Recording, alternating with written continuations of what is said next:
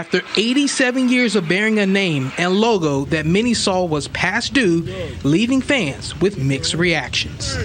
Yeah, but look at it this way. Those of us with a constitutional conscience will not be watching the Washington team X, whatever the name is this season, or the Cowboys, or the Niners, or whoever. Any entity, a.k.a. the NFL, that promotes disrespecting our flag is going to feel the thick-booted kick of a national boycott.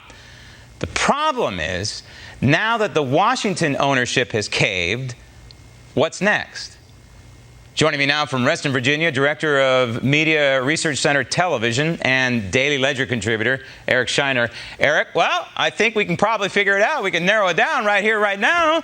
I think Atlanta, your days are numbered. I think Chicago and this team called the Super Bowl champions, look out, right? Yeah, absolutely. And all three of them have come out with statements already, as you can imagine. The Blackhawks say they're going to stand by their name, but they're going to work to increase Native American awareness of what the Native Americans have contributed.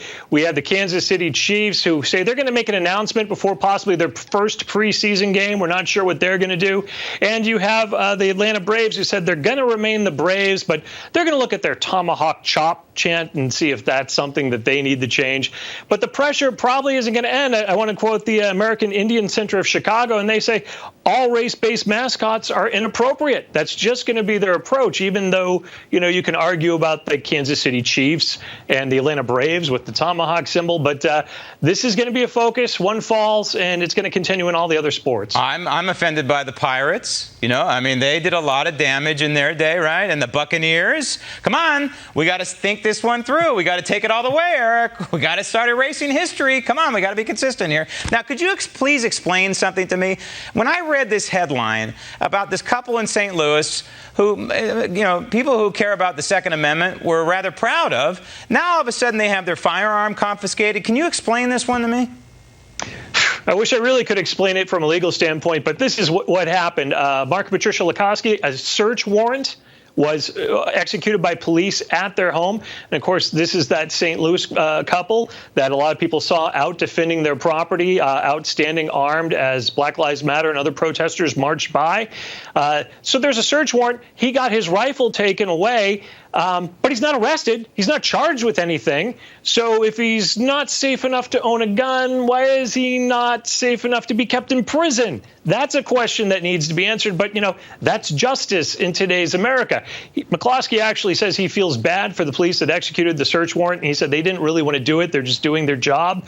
But he said, the media is behind the mob on this, and that's putting a lot of pressure. Yeah, again, we have this crazy thing called the Second Amendment. And I think this guy is an attorney. If he's not a good attorney, then hire a good attorney, because it seems to me a pretty clear constitutional violation. And speaking of violation, we have Ted Cruz now. I hate these mask police. They're everywhere, right? And apparently the mask police was on an airplane and snapped a picture of Ted Cruz without a mask on. Yeah, but he was drinking his damn coffee. Yeah, that's right. In this case, the masked police happens to be someone who works for the Democratic Congressional Campaign Committee. So surprise, surprise, they snapped a picture of Ted Cruz. He had a cup of coffee in his hand as you saw his photo. He said, normally I do wear a mask. I had coffee. Other photos came out with him when he was done with his coffee, wearing his mask. But American Airlines, they're going to investigate this. They're taking this very seriously. These people who approach me, the mask police, I look at them and I say, what flavor is the Kool-Aid that you're drinking? I really want to know. Is it grape? Is it cherry? What? Because I'm very interested in the flavor, the Kool-Aid that you have clearly drank. Eric, thank you.